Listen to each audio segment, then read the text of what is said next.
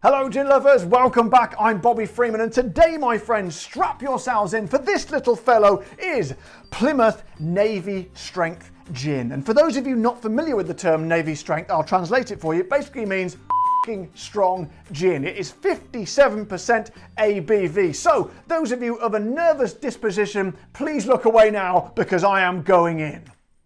Now, before we get stuck in, I just want to say a huge thank you to one of my subscribers, Hassan from Pennsylvania, for becoming my third ever Patreon supporter and supporting the channel. So thank you very much, Hassan. You are a gentleman and I salute you, sir. See?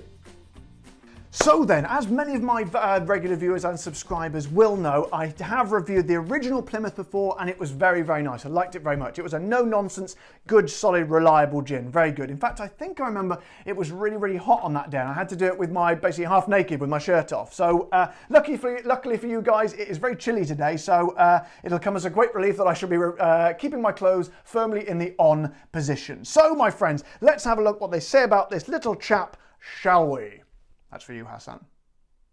Now, unfortunately, they don't really say much about it on the website. And of course, as you know, I do like to do my accent from where the gin is from. And this one is from Plymouth. So it's literally just a tiny, tiny sentence there. But I have done the Plymouth accent quite a bit recently. So I'll just do a tiny bit. Here we go.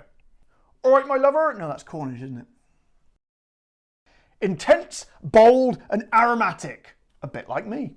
For almost 2 centuries, no Royal Navy ship left port without it. A multi-award winner that's strong enough to fire cannons. And sadly, that's all they say about it. So I've only got a little snippet of Plymouth accent for you today. However, it's quite poignant what they say about the cannons because when in the 18th century, when the Royal Navy used to sail all the way across the world, basically they used to take gin with them and they always like to take the strong stuff, obviously, because sailors are very manly and butch and they like to get completely wasted, probably. Now, they used to, for some reason, they would store the gin next to the gunpowder. Don't ask me why, that's just what they did. And sometimes some of the gin would slosh over if someone forgot to put the lid on, for example, into some of the gunpowder. Now then, if they used that sort of slightly soaked gunpowder afterwards and it didn't light or just fizzled out or wouldn't fire a cannon, then they knew that they'd got the weaker gin and they didn't like it, they weren't happy. However, if they'd got the good stuff, the Navy strength, the strong gin, even when it's spilt on the gunpowder, it would still light and explode. So basically, this is gin powerful enough to light and fire a cannon with.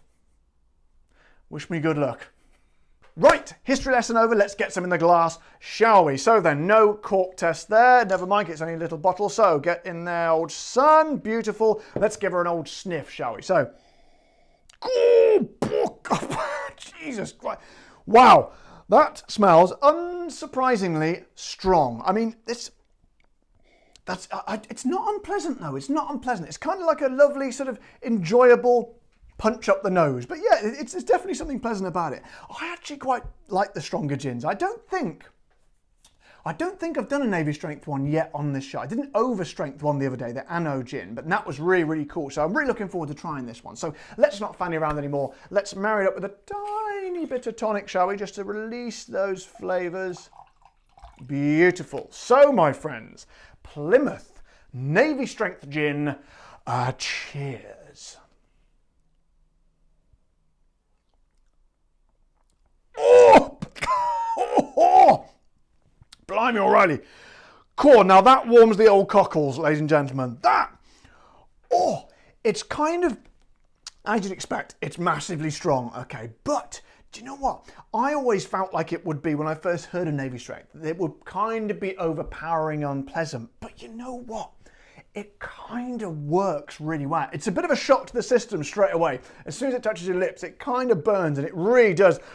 You get the sense of it. You can really see how it would fire a cannon. It is explosive. There is a little explosion in the mouth. There really, really is. That's the best way. That's kind of a cliche, but it really does. That's the best way to describe it. It's got all the flavors of the previous gin. Those lovely kind of, that no-nonsense, just solid gin flavors. But it's just like a great big blast up the backside. That's a rather unpleasant way of describing it. But you know, I speak as I find. And it really, really, hang on, let me have another go. Hang on. Do you know what? I'd say it's more flavoursome than the original one. It's got like there's more, it basically intensifies. It takes the flavours of the original one and it sort of kind of laser focuses them and intensifies them. I think they should make all gin this strength, you know. Well, maybe not. That might be a bit harsh for someone who just first tried the gin. But I think if you've been drinking gin a while, then it seems to me, and perhaps you're getting a little bit, not bored, but kind of used to a lot of the flavours and the gins that are out there. This, if you've never tried it before, then if you're looking to take things to the next level, I tell you what, the Navy strength is where it's at because it works very, very well. Hang on. Oh, it basically burns you very, very slightly on the lips, then the tongue, and then in the throat. And then as you breathe, it kind of gets the throat a second sort of burn. But it's a kind of a warmness rather than a burn, a sort of a spark in there, if you like it's literally igniting those cannons. So it's not a real surprise for me today because I knew the original Plymouth was so awesome and so reliable. I knew it was going to be good, and it's exceeded my expectations. So I say to you, the good people of the Plymouth Distillery, keep up the good work, my friends, because that, my friends, is a little bottle of absolute gunpowder. Not sure if that sounds good or not, but it is good. Now, price-wise, it is going to be a bit more because you do pay extra for that extra oomph in the Navy strength. It's going to be about £35, which is $43 or 39 euros. And that is, it's getting on for double the original, the price of the original one. But as I say, if you want that sort of pizzazz in the gin, the extra strength, unfortunately, we're going to have to pay for it.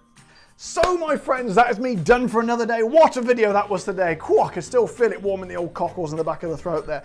If you've enjoyed watching this video, as always, express that enjoyment by liking the video and subscribing to my channel and pressing the little like button, so the little bell icon, so you get notified when all the new videos come out. And of course, head over to my Patreon page and have a look at some of the exclusive content, or the chance to see some exclusive content and the exciting things we have over there. But until next time, ladies and gentlemen, stay safe. I am Bobby Freeman, and I say to you, goodbye. Seems to make sense. That's the end of the video.